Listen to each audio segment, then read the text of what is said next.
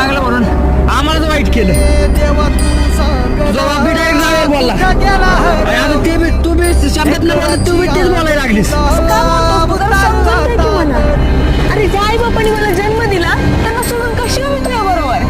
जरा समजून घे की मला. राज ती माझी लाली नाही,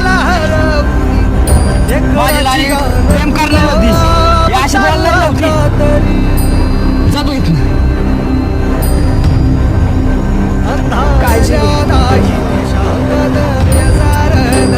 अरे कोणी काळजी घेत आणणारी. अरे हिच्यामुळे जावं झाली माझी असली.